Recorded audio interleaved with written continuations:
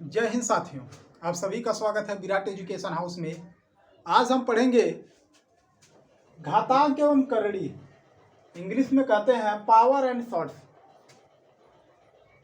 आज हम बेसिक से पढ़ेंगे, बेसिक से शुरुआत करेंगे और बेसिक से लेकर एकदम लास्ट तक, मतलब इससे जितना हाई लेवल का क्वेश्चन बन सकता है उन सबको करेंगे। छोटा छोटा वीडियो होगा, 10 मिनट मैक्सिमम, 10 से 12 मिनट का वीडियो होगा। आज हम बेसिक घातांक एवं करड़ी का मात्र परिचय करेंगे, इसमें कैसे प्रश्न को सॉल्व किया जाता है तरीका बताया जाएगा।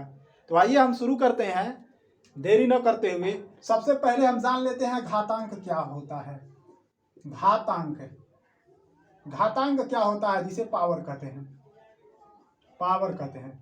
घातांक क्या होता है? घातांक का मतलब क्या होता है कि किसी भी संख्या के ऊपर क्या कर दिया जाए, कोई संख्या लिख दिया जाता है। जैसे कह दिया जाए यक्स पर 5, तो यक्स पर किसी भी संख्या के ऊपर क्या कर दिया गया है, कोई संख्या लिख दिया गया है, मतलब यक्स पर 5 लिख दिया गया है।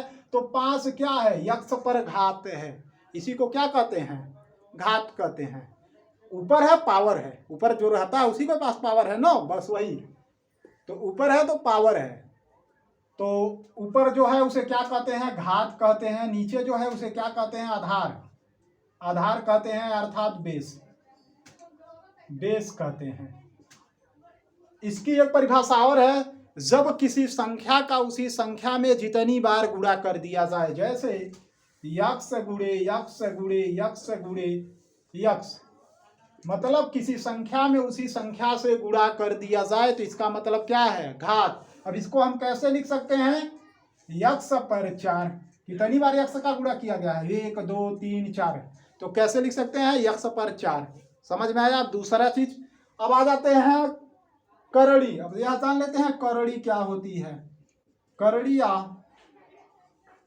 शॉर्ट्स। करड़ी क्या होता है, करड़ी मतलब अंडर रूट होता है ना। तो करड़ी क्या होता है, जब हम किसी संख्या को क्या करते हैं, ऐसे कौड़ी के अंदर लिख देते हैं। जैसे करड़ी, वैसे हम जान लेते हैं कौड़ी कितनी प्रकार की होती है। कौड़ी अनेक प्रकार की होती हैं, यह कह सकते हैं। यदि यहाँ पे 2 लिखा गया है तो यह क्या है, स्क्वायर रूट वाला। इसी पर यहाँ पे 3 लिखा गया है तो यह क्या है, क्यूब रूट वाला। यहीं पर 4 लिख दिया गया है तो यह क्या है, फोर्थ रूट वाला। यहीं पे 5 लिख दिया जाए तो क्या है, 5 रूट वाला। तो मतलब करड़ी क्या होती है, जब भी किसी संख्या के आगे करड़ी में कोई चीज लिख दिया जाता है या कोई संख्या दर्शा दिया जाता है, तो मतलब उस संख्या का अंदर उतनी बार गुणा करेंगे तो एक संख्या प्राप्त होगी। मतलब यहाँ पे 2 लिख दिया गया है, तो कोई भी संख्या जैसे अंदर है, कोई भी संख्या जैसे क्या है, 3 गुणे 3 है, तो 3 का 2 बार गुणा करेंगे तो 1 3 बाहर आएगा। उसी तरह से यहाँ लिख देते हैं, कड़ी में 3 है तो 4 गुणे 4 गुणे 4, मतलब 3 है तो 4 बार कड़ी में 4 का 3 बार गुणा करेंगे तो 1 4 बाहर आ गया। यह क्या है, कौड़ी है। यह क्या है, पावर है, घात है। अब आते हैं हम सवाल, यह तो था बेसिक, कौड़ी क्या होती है और पावर क्या होता है। अब आते हैं हम बेसिक में इससे सवाल कैसे पूछता है और हम कैसे सॉल्व करते हैं। आगे है, हम लिख लेते हैं करड़ी का या घातों का। पहले घातांक पढ़ेंगे। घातांक का गुणा पर आधारित प्रश्न,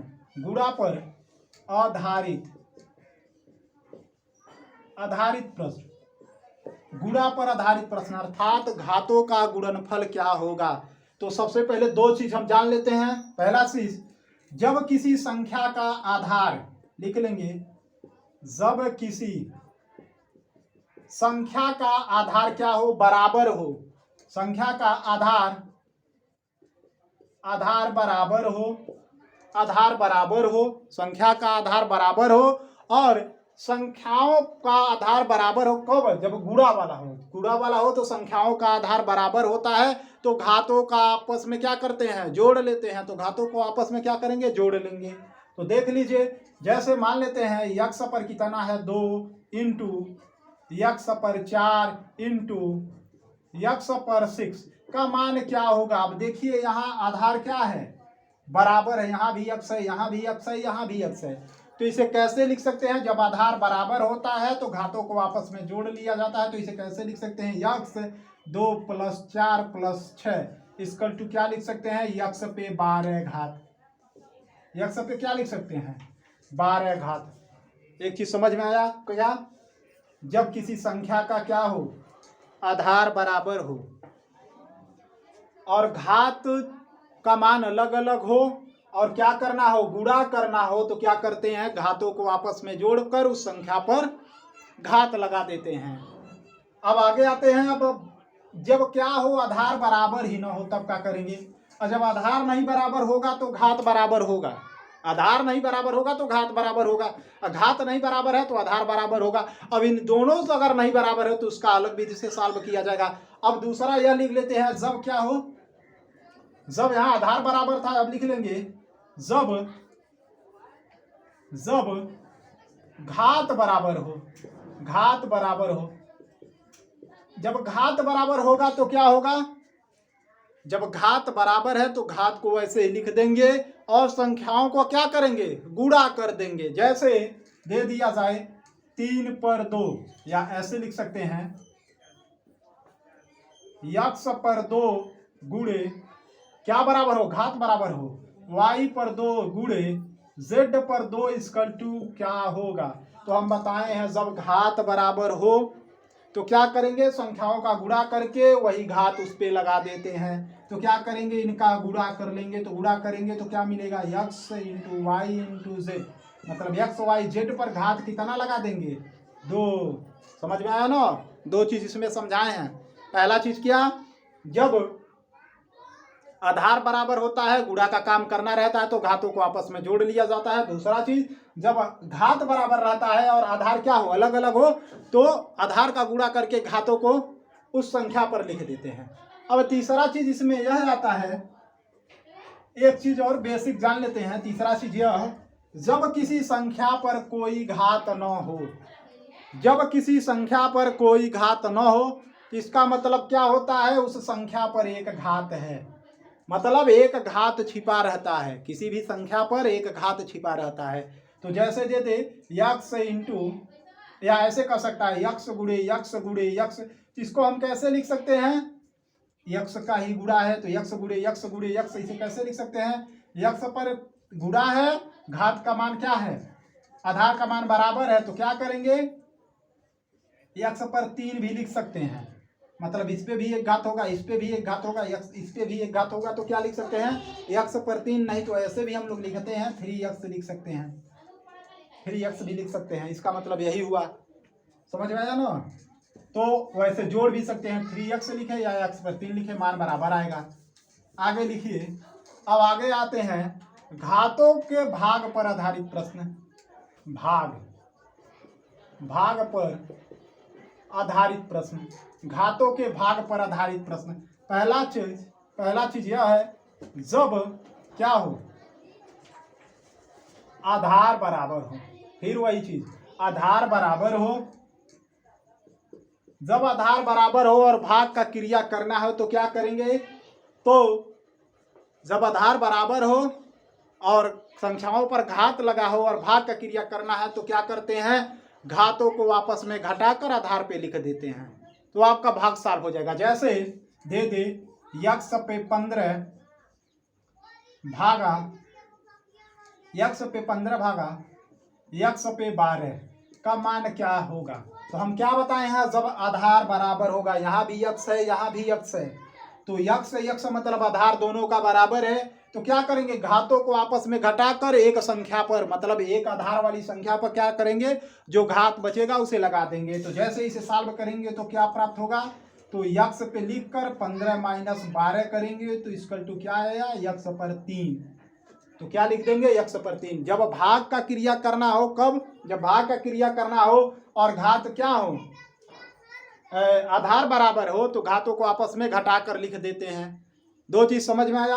अब तीसरा चीज हम आ जाते हैं, इसे भी मिटा लेते हैं, और तीसरा चीज आ जाते हैं, तीसरा चीज यह पढ़ लेते हैं, जब किसी संख्या पर जब किसी संख्या पर क्या हो, घात पर घात, घात पर घात हो, तो इसका मतलब क्या होता है, जैसे यह दे दे ऐसे, जब किसी संख्या पर घात हो, घात पर घात हो, तो इसका मतलब यह होता है कि घातों को आपस में गुणा करके और संख्याओं को लिख देते हैं। जैसे घात पे घात है, घात पे घात है, तो घातों का गुणा कर देंगे। जैसे यक्स पर 2, यक्स पर 2 इंटू यक्स पर 3 इंटू यक्स पर 4, इसका मतलब क्या होगा, यक्स को लिखकर इन तीनों संख्याओं का गुणा कर कर यक्स पर घात लगा देंगे। तो गुणा करेंगे तो क्या मिलेगा, 2 गुणे 3 गुणे 4, 2 3 6 6 चौक 24, यक्स पर कितना घात आ गया, 24 घात लिख देंगे।